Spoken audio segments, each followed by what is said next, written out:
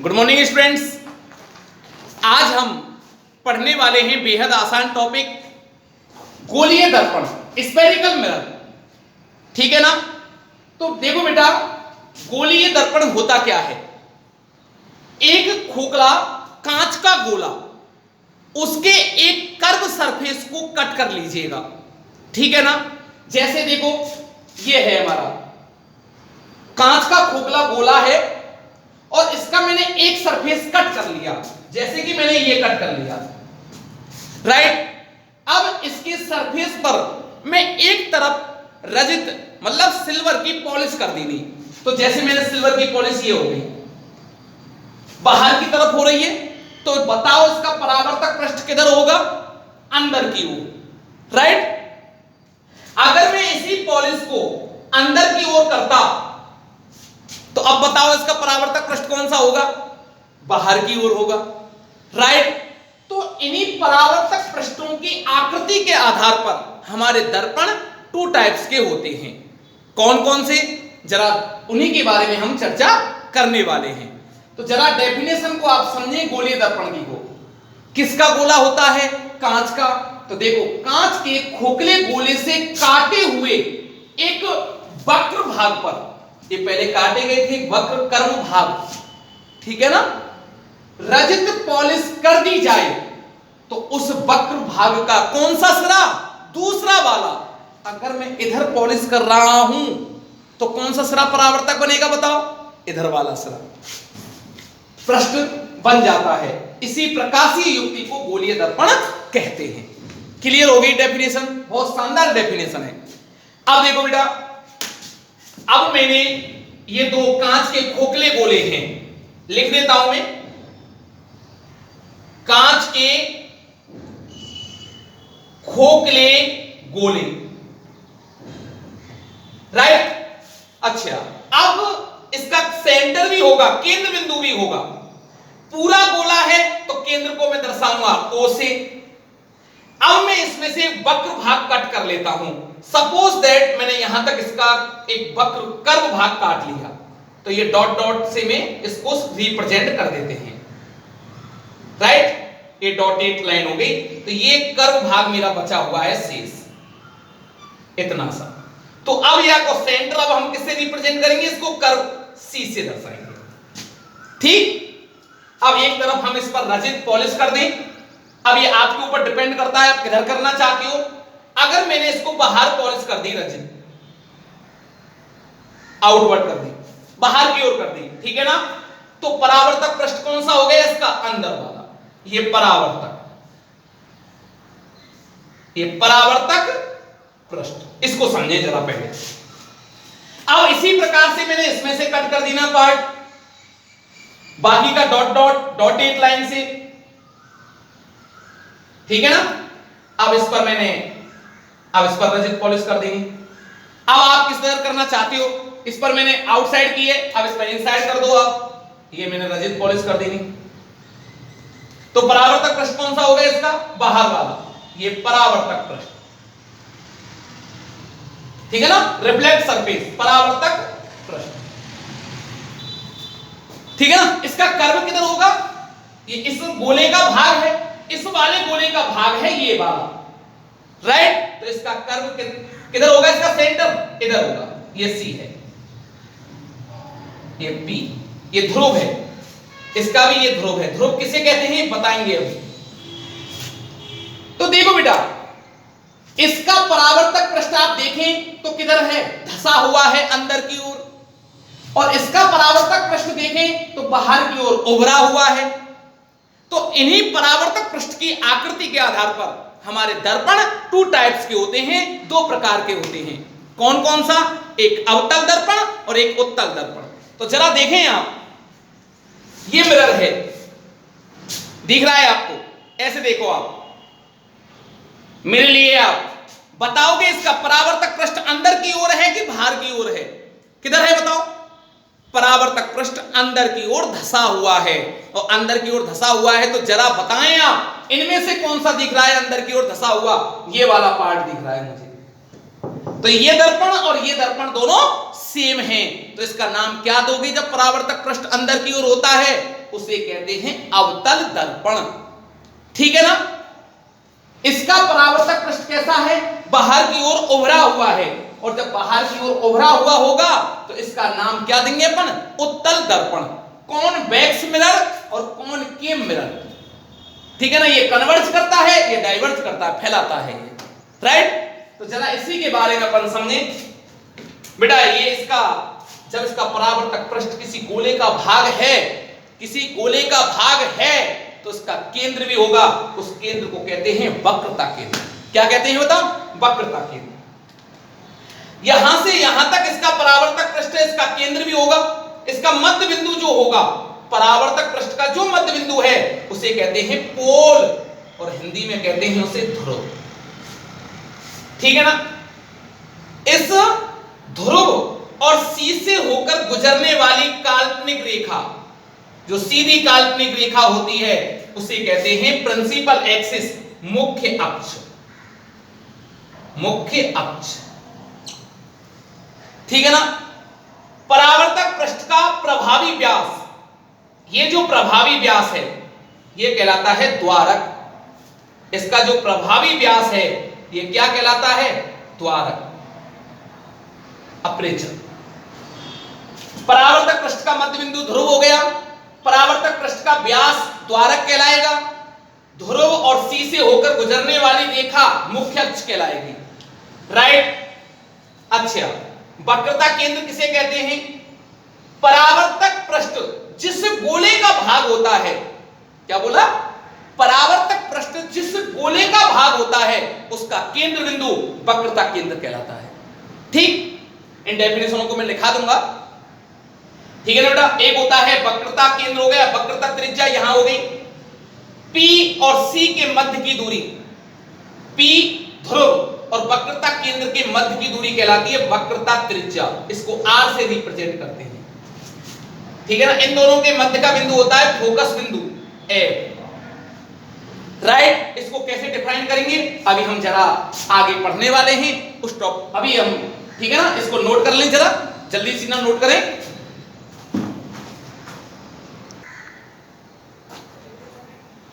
हाँ देखें, दर्पण के प्रकार, types of mirror, two types के होते हैं। एक तो होता है कॉनकेव मिरर और एक होता है कॉन्वेक्स। ठीक है ना। इसे कहते हैं बेटा अवतल दर्पण, अवतल दर्पण, और इसे क्या कहते हैं अपन? उत्तल दर्पण, उत्तल दर्पण। इसका दूसरा नाम और है, क्या बोलेंगे? कन्वर्ज, और ये डाइवर्ज। कन्वर्ज मतलब होता है अभिसारी, अभिसारी दर्पण, और ये होता है बेटा अपसारी। राइट। इन बातों को जरा ढंग से समझा जाए तो दर्पण के प्रकार किसके आधार पर दिया? परावर्तक पृष्ठ की आकृति के आधार पर। अगर इनका परावर्तक पृष्ठ धसा हुआ है तो वो तो कहलाता है अवतल दर्पण, और उभरा हुआ है वो कौन सा कहलाता है? उत्तल दर्पण। ठीक है ना। तो जरा देखें इसको ढंग से।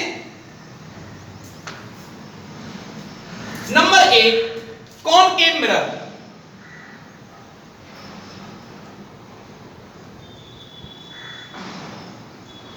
कॉनकेव मिरर, कॉनकेव मिरर क्या होता है और इसको कन्वर्जिंग मिरर क्यों कहते हैं?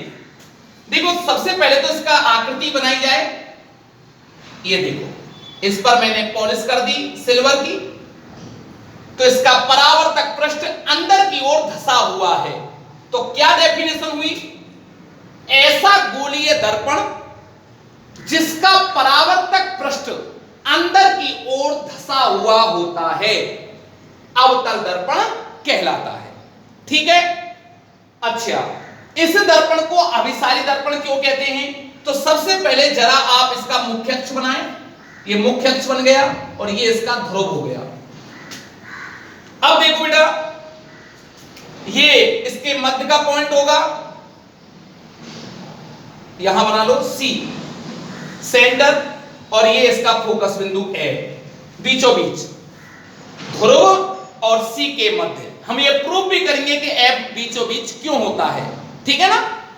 अब एक किरण जा रही है मुख्य अक्ष के समांतर। ठीक है ना।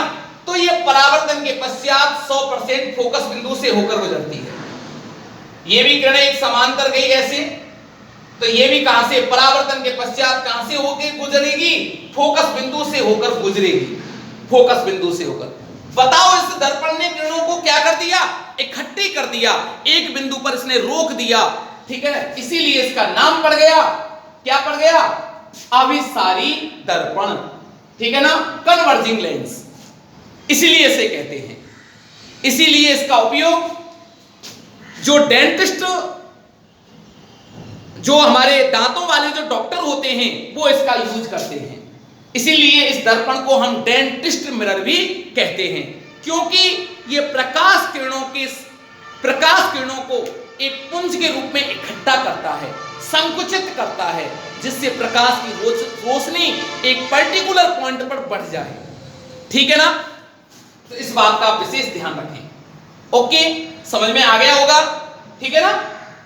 अच्छा, दूसरी बात देखिए बेटा, नंबर 2 है हमारा कॉन्वेक्स मिरर, कॉन्वेक्स मिरर, उत्तल दर्पण। देखो जरा इसकी पहले संरचना बनाई जाए, ये इसकी स्ट्रक्चर है, इसका परावर्तक पृष्ठ कैसा है बताओ, बाहर की ओर उभरा हुआ है। तो ऐसा दर्पण कौन सा दर्पण कहलाएगा, कॉन्वेक्स मिरर, उत्तल दर्पण कहलाता है, ठीक है ना। एक बात और समझी जाए, इस दर्पण की खासियत क्या है। यह दर्पण, पहले इसमें मुख्य अक्ष बनाओ, ये ध्रुव, तो जरा सोचो आप, इसमें किरणें किधर से आपतित होंगी, परावर्तक वाले पृष्ठ से। परावर्तक पृष्ठ कौन सा है, ये वाला, इधर से हमारी किरणें जाएंगी, ठीक है ना। हमेशा परावर्तक पृष्ठ की ओर किरणें जाती हैं, ठीक है ना। ऐसे नहीं कहीं इधर से डालने तो कुछ दिखेगा ही नहीं आपको, हमेशा इधर से जाएंगी। तो ये इस गोले का भाग है, तो इसका देखो इधर ही फोकस होगा, इधर ही इसका सी होगा, इधर मत बना देना, क्योंकि इस इधर होगा इसका शेष पार्ट, जिस गोले से काट करके इसको बनाया गया है। अब देखो ये किरणें ऐसे जा रही हैं, ये जाएंगी, तो ये दर्पण क्या करेगा, किरणों को फैला देता है। ऑब्जर्वर किधर होगा, परावर्तित किरणों की तरफ, तभी तो उसको दिखाई देगा, तो इसको ऐसे दिखेगा, इसको ऐसा प्रतीत होगा कि किरणें हमारी इधर से आती हुई प्रतीत हो रही, इधर से आती हुई प्रतीत हो रही, ठीक है ना। दूसरी रे भेजो आप, ये गई दूसरी, ये भी परावर्तित हो गई, मिलती हुई प्रतीत होंगी यार। ऑब्जर्वर कहीं इधर होगा, तो इसने किरणों को क्या कर दिया, डाइवर्ज कर दिया, फैला दिया इसने। इसीलिए इस दर्पण को कहते हैं कॉन्वेक्स मिरर, ठीक है। जरा एक बात और ध्यान रखें, इसमें एक शब्द होता है दृष्टि क्षेत्र। क्या होता है बेटा, दृष्टि क्षेत्र, मैं बता देता हूं अभी। दृष्टि क्षेत्र कहते किसे हैं, या तो परावर्तित किरणें हो या अपवर्तित किरणें हो, इन किरणों का कटान, अच्छा इन किरणों का क्षेत्र क्या कहलाता है, दृष्टि क्षेत्र।